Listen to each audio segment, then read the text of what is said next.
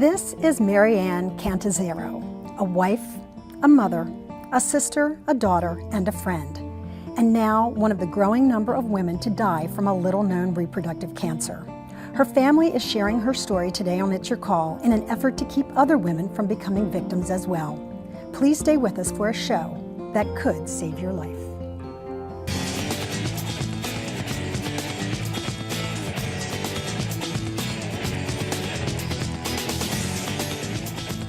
She was young, just 32 years old, and a new mom, her life really just beginning.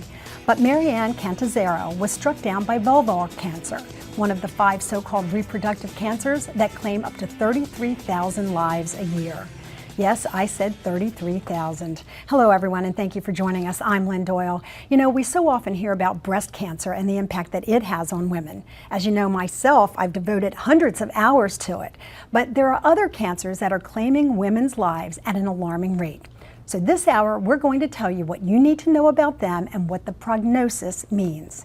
In just a moment, we're going to meet 2 survivors of reproductive cancer who will share their personal stories of battling ovarian, uterine, and endometrial cancer. Plus, we're going to hear more about how vulvar cancer claimed Marianne's life.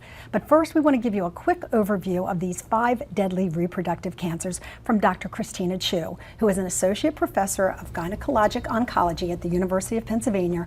Her clinical practice centers on the multidisciplinary care of women with gynecologic cancers and complex benign diseases. Dr. Chu, thank you so much for joining us. Well, thank you for having me. It's a very important discussion because it's a topic that a lot of women don't really talk about. What are the 5 so-called below-the-belt cancers? The 5 major cancers when we think about reproductive organs would be ovarian cancer, uterine cancer, cervical cancer, vulvar, and vaginal cancer.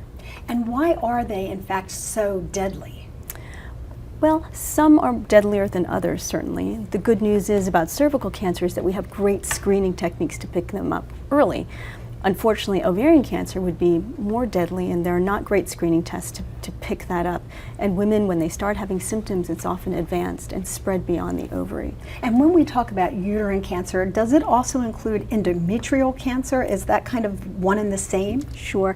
Endometrial cancer refers to tumors of the lining of the uterus. Uterine cancer is a little bit broader, so it would include endometrial cancer as well as tumors that grow in the wall of the uterus. When I talk to people about doing this show, and I mentioned the other 2, vaginal and vulvar, people kind of looked at me and said, well, I'd never really heard of those. I didn't even know that existed. What are they? Can you explain? Sure. They're tumors that arise in the vulvar skin or the skin of the outside of the woman's reproductive organs, or tumors that arise in the vagina, which is this long fibromuscular tube connecting the outside to the cervix. And are these taking the lives of women like Marianne Catanzaro because there are no screening procedures in place, or because we as women don't really know that we should be being screened for them? Sure. There are no specific tests that are designed to screen for those cancers, and fortunately they're very rare. Women, when they have symptoms, they often think there's something else, a little funny bleeding or a little discomfort. In fact, on the vulva, when people notice a bump or a pain or itching, it may be up to a year before most women will even see their doctor. And then a lot of doctors then may delay a biopsy trying this kind of treatment or that kind of treatment before they actually make the diagnosis. So we're suggesting that women learn the symptoms, listen to our bodies, and actively seek care. Absolutely. Are there any other advice that you could add to that? I think going for regular preventative care is very important. Having a regular yearly exam with a gynecologist and following the appropriate recommendations for cervical cancer screening are important. I'm curious, before we meet our survivors, why it is that we don't hear more about the so-called reproductive cancers, and we hear an enormous amount about breast cancer. Myself, I've done hours and hours of shows and walked miles and miles to raise money for it. Why aren't we equally as concerned? I think because the numbers are smaller. I think breast cancer by far affects a greater number of women than do these reproductive cancers, but they're still incredibly important, and there are a lot of things that women can do to protect themselves. And we're going to talk more about that, but one last question for you, Dr. Chu.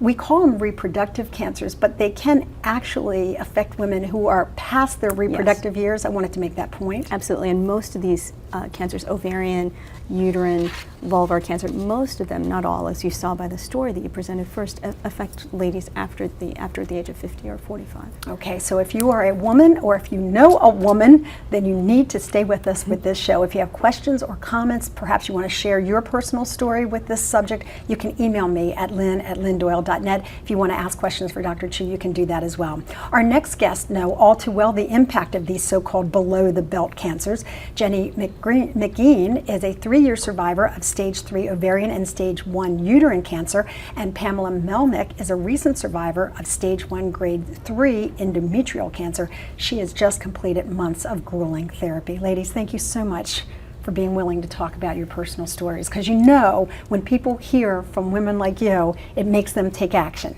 They can relate to you. Jenny, I want to start with you because of all of these, we probably hear about uterine and ovarian cancer more than the other 5. So tell me how it was that you came to be diagnosed. Well, thanks for having us, Lynn. We really appreciate this. I had my first symptom related to my cancers in March of 2008. I had irregular mid-cycle bleeding, which I had never had before in my life. I was 31 at the time and had always been regular. So it wasn't particularly heavy, and so I sort of made note of it, but went about my business.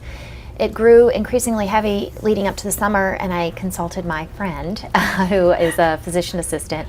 She thought perhaps I was having a birth control issue and recommended that I just go off birth control for the summer to kind of reset my hormone levels. That didn't really do anything for me. I had my annual exam in September. I mentioned the bleeding to my doctor, who also asserted I probably had a hormonal birth control issue and recommended that I go back on the pill. And I did so, and I gave it a few months, and then right after the holidays, I knew something was really wrong because it just kept getting more irregular and heavy. And so I went back to my doctor and was eventually diagnosed in March of 2009. And when you got that diagnosis, can you recall what emotions you experienced? Probably frustration and a little bit of fear and just anger. Frustration that it took as long as it did to get an answer to what was wrong with me, and obviously fear that I would lose my fertility, which I did end up losing. I never feared for my life, oddly enough. I knew what I had was serious, but I just somewhere down and deep inside knew it wasn't going to kill me. But I did fear for my fertility, and then just anger that you're sick, despite having taken care of yourself. And if you had some advice that you wanted to share with other women who are having some sort of irregular symptoms, what might it include? Yeah, my advice would be, first of all, learn the symptoms of these sets of cancers. Second is listen to your body. I knew as my bleeding got progressively worse that something was really wrong, and I don't think I was aggressive enough about seeking an answer. And that's one thing we find as women, that we're not always as aggressive in taking care of ourselves or demanding answers as we should be. Right. And if there's a lesson to be learned in this show, perhaps that will be it. I want to turn to Pam, because we're going to continue to talk with Jenny later in the show, but I do want to hear your story before we have to take our first break. How were you diagnosed with the endometrial cancer? Well, thank you, Lynn, for having us. Similar to Jenny's story, misdiagnosed. I was a healthy 35-year-old, a marathon runner. I was living overseas in Europe. I had returned to the States, and 2 months later, I started having missed periods. Didn't really think much of it, went to go see the doctors. They did the pap smear, the pelvic exam, took all the blood tests. Everything came back normal and negative. There was no sign or indication that there should be worry or concern on my part. I was told that unless I'm having any additional symptoms, no need to come back.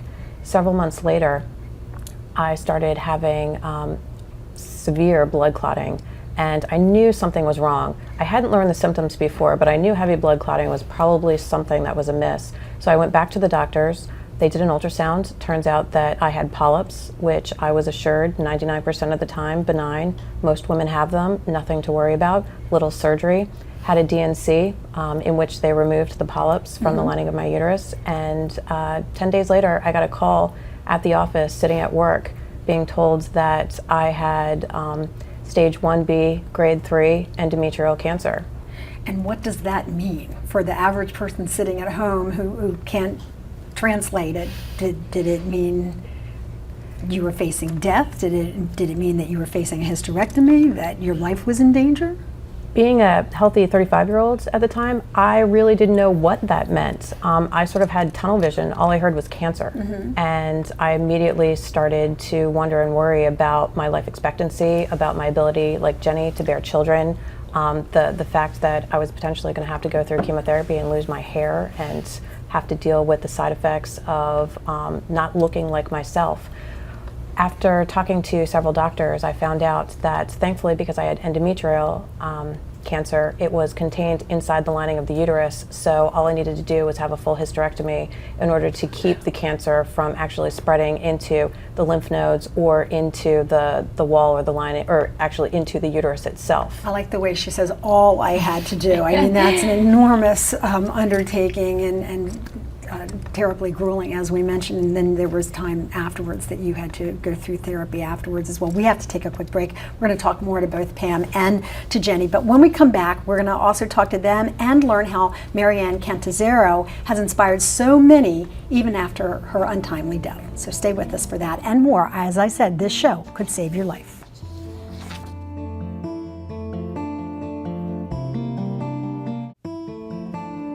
Welcome back, everyone. I'm Lynn Doyle, and you are watching It's Your Call, where we are dedicating our time today to educating you about gynecologic cancers, also known as reproductive cancers or below-the-belt cancer. We have met two survivors of such disease, Jenny and Pam, and we're going to hear from them more in just a moment. But first, there's another deadly GYN cancer that you probably never even heard of.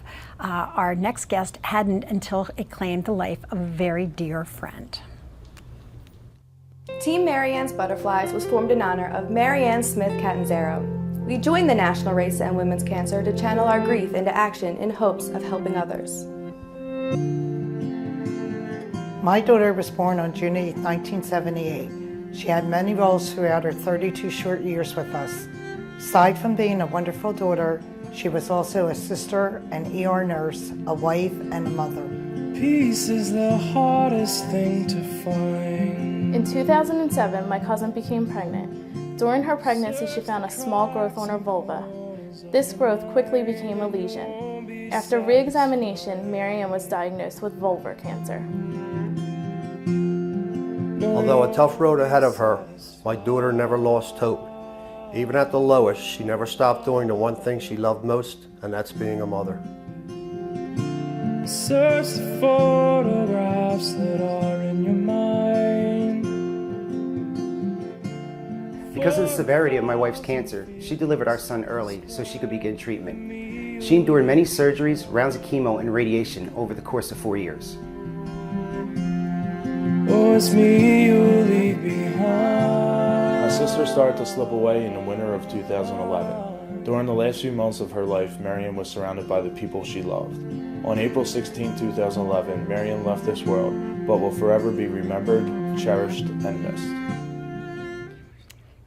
And she is missed as well by her good friend Chrissy Stanojev, who we welcome to the show now. Nice to see you again. Nice to see you too, Lynn. Tell me about Marianne and the impact that she had on people.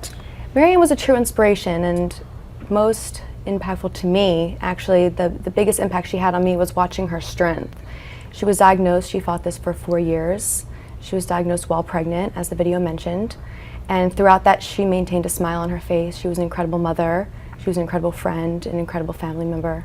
And as a result of her untimely death, you are now dedicating yourself to educating women about these so-called below-the-belt cancers. Had you ever heard of vulvar cancer before it afflicted her?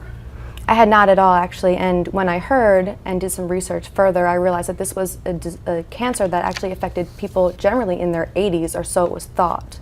So what we're doing now is really raising awareness and educating people that this can affect people at any age, and women are being affected, much like Jenny and Pamela. they're examples of super survivors, and we're so lucky to have them and hear their stories as well. Now, you ladies have actually taken this on not only as a personal endeavor to survive, but also to educate the public, as Chrissy is doing. Why do you think it's so important, Jenny, that this word get out about these cancers? Well, a couple of reasons. Personally, for me, I watched many fabulous, bright, wonderful, dynamic women losing their battle to gynecologic cancer while I was in the chemo chair. And towards the end of my treatment, I made a vow that I really felt I needed to pay it forward, because without people who came before me who were willing to talk about it and submit to research and everything, I may not have survived. So there's that reason. But then also, from a sort of larger perspective, the whole movement around below the belt or reproductive or gynecologic cancers is at least a couple decades behind that of breast cancer. Breast cancer is the sibling we look up to in terms of the movement, and you know, given its share of research dollars and everything, we just need to be out there advocating for these cancers to help women's survival rates increase. Absolutely, we want that to happen. And Pamela, we also don't want women to have to go through what the two of you have gone through, including the grueling therapy that hopefully saves your life, because we just don't know what to look for. We don't know what to ask in the doctor's office. Is that one of the reasons that you want to tell your personal story? Very much so. This has helped me with life after treatment, how to pick up the pieces and move on, to be a shining example to others that may be young and consider themselves invulnerable to such types of diseases, that it can happen to you. This can happen to any woman at any point, at any time. And since we all have mothers, sisters, next door neighbors, aunts, cousins that may be affected with this, it's every woman's fight, and something with early detection creates an early cure. So for me, this is an opportunity to highlight to anyone that this is important enough to be able to find a cure. So to that end, Chrissy, you actually found yourself getting involved in an event that not only raises awareness but also money as well for below the belt cancers. Yes, the National Race to End Women's Cancer is this year on November 4th in Washington, D.C. And we're still raising awareness and funds to fund crucial research. So I was lucky enough to find the race as a way to channel our grief, as well as Marianne's family. They have Marianne's Butterflies as their team this year, as well as last year, which was really exciting for them because it's an extremely large team and they really are rallying a great deal of support for the cause. Let's find out more about this race, and to do that I'm going to introduce Karen Bate, who is the Foundation for Women's Cancer's marketing manager for the national race, which, as Chrissy pointed out, is coming up on November 4th. Nice to have you here with us. Thank you very much. Nice to be So here. how excited are you about the race? We are so excited. It's only just, what is it, 5 weeks away, and Jenny and Pam and Chrissy have been incredible partners in helping us raise awareness about this event. And we have a lot of people already registered, and we're hoping to get many, many more at endwomenscancer.org.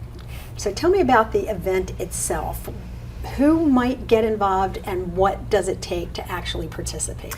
Well, there are a lot of different ways to get involved. It takes place on Freedom Plaza in Washington, D.C. It's an 8K or a 1-mile walk. We wanted to make sure that this is about the gynecologic cancer awareness movement, not so much about a running race. Although it's a great competitive race for runners, but it's also an event that cancer survivors, their families and friends, people with strollers, people with their dogs. Our surgeons team is the largest team signed up so far, so they are very much behind it and supporting their patients. And anyone who knows anyone who's touched by this or just wants to support us. How far do we have to run? 8K. Just under 5 Anybody miles. can do it, right? And you can walk it too. There's plenty of time during the race to walk it or run it.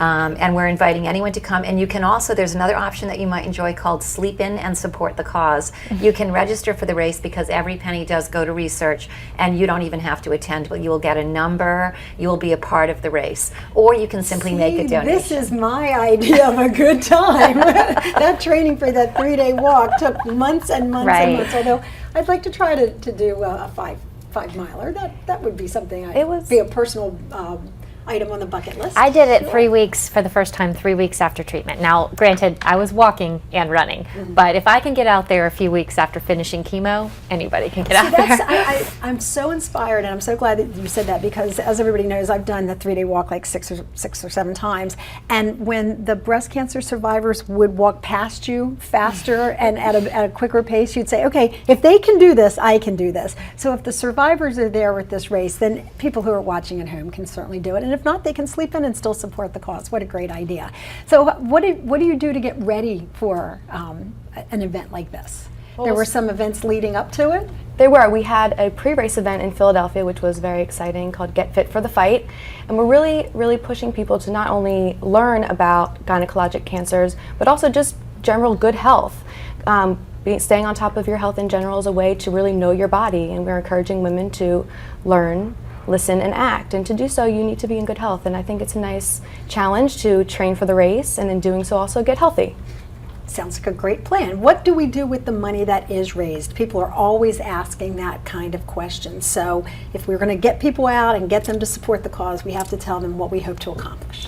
Well, this race is sponsored by the Foundation for Women's Cancer, which represents and advocates for and provides educational materials and research funding for all of the reproductive cancers. So the foundation uses the money to provide research grants, to provide education and support to women all over the country who are suffering from these cancers. All right, well, we want to do what we can to help. So if you need more information, you can go to my website, which is lynndoyle.net, or you can send your questions and comments to our guest at lynn@lynndoyle.net as well. We're going to take a quick break, and when we come back, we're going to have some more important information that you need to know if you're a woman or there's a woman in your life whose life you'd like to save.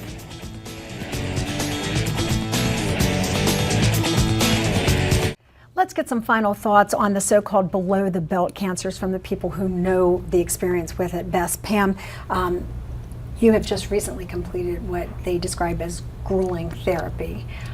Can you tell us the impact that having one of these reproductive gynecologic cancers has had on you? First, it stops your life. It stops your life for almost a good year. In the past year, I've gone through 6 surgeries. I've had to suffer through paralysis. I've been through physical therapy and pelvic floor therapy. I have had 6 months of chemo. I've had 5 radiation treatments. And yet, at the same time, even with a port infection as well, I've become stronger. And that's one of the things that you don't really learn about yourself, exactly how much strength you have, not only to be able to fight this, but also to see the end at the light at the end of the tunnel. Yeah. Also, the one thing that a lot of people don't stress is the fact that you can't go through this alone. You really need a team of surgeons, a team of family members, a team of coworkers and friends to really be there to support you through this, because no woman should have to face such a horrible disease by themselves. No, and you are an inspiration by telling your story and mentioning her team. It's Team Pamtastic if you want to support her during the race. And Jenny, briefly, can you give us a sense of how it's altered your life as well? Well, you know, obviously, as Pam says, it puts your life on pause and it changes the course of your life. When I was diagnosed, I was a 32-year-old thinking I wanted to find a husband and build a family. Now, through the evolution of my treatment and my after-treatment life, I no longer really care about building a family. I care much more about advocating for women's health issues. And I've had opportunities as a result of this cancer that I wouldn't have had otherwise. And your team is Team JWOW, and it's dedicated to a friend of yours that lost her battle. Yes, I'm dedicating my fundraising to Rachel Gould, who lost her battle with cervical cancer this year.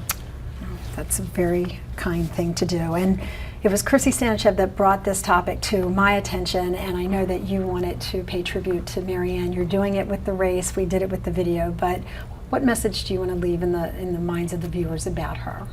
Truly that she was an inspiration and someone who had the type of strength that I can only wish for.